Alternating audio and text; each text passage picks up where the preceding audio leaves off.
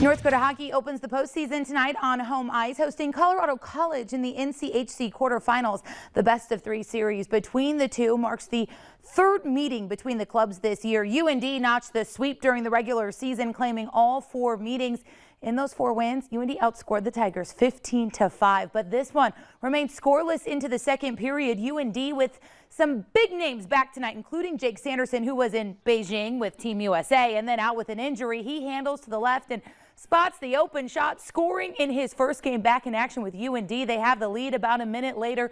CC has the answer. They ring it in off the post to tie it up 1-1. Still more from that second period. One post deserves another. This time it's Fargo's Tyler Clevin who rattles it home. UND is back in front 2-1, and that'll hold till the final horn. North Dakota taking the one-game advantage 2-1 over Colorado College in this best of three series. And to Minnesota Class A State Hockey in St. Paul, Warroad and Mahtomedi meeting in the semifinals. Warroad's Damon Gardner steals the puck out of thin air and settles it to bury it. Warriors have an early first period lead. Flash forward to the final seconds of the period. Mahtomedi up 2-1 and on the power play when Jason Shagaby pulls the attention far side until he sends it to Gardner to even things up 2-2 heading into the second intermission, where the Warriors are down 2 quick on a power play now, and Shagaby again pulls the focus out wide and finds Gardner again far side. One touch and he beats the goalie on the shift, and the hats fly as Gardner nets his third of the game. Under 10 to play in the second. Shagaby picks the pocket, fires the shot on one knee, is up for the rebound, and finishes on the second chance. Tied again into the second intermission, and all through the third into overtime now. Warroad on the power play. Shagaby pulls it off the boards down to Carson Reed, who drops it back to Matt Hard.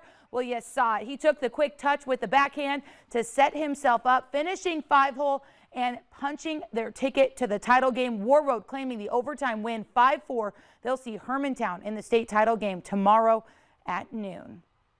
And North Dakota Class A basketball teams are fighting for a state title game berth as well today. The boys semifinal games underway at the Bismarck Event Center tonight. An all-East matchup between Fargo-Davies and West Fargo getting us started. Packers came running out of the gates today. Fode Sharif comes up with the steal, and he's going to take it the distance for the easy 2. A 6-0 run for West Fargo to start this contest. Moments later, Davies would start to mount a comeback. Mason Clabo, who else, takes on Sharif under the hoop and gets the tough shot to fall. Eagles are within 1, but West Fargo once again goes on a run. Jaden Grefsrud with the left-handed lay-in, 6-point lead. Packers at that point. Currently, this one in the second half, West Fargo on top as they inch towards that final buzzer. To the other half of the bracket, where Cheyenne and Minot are in a heated battle of their own. Mustangs down 2 with seconds remaining in regulation. Michael Nile drives, banks it in to force an overtime. Third one in the Class A boys tourney so far. Minot down now, but Jager Gunville on the catch and shoot, hand and face, ice in his veins. The 3 puts the Magicians in front. Cheyenne ties it though, and we get our first double overtime of the tournament. Same situation, Magi down 2, same result. Gunville again with a clutch 3. Minot leads by 1. A pair of free throws means Cheyenne needs a 3 to tie it. Xander Newton from the corner, but he's blocked by Eric Wentz.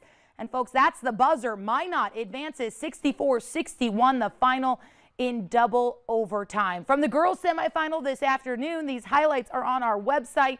West 1 seed Bismarck Century fighting off a tough Red River team. Rough Riders overcoming a slow start to fight their way back despite falling 57-41 in the end.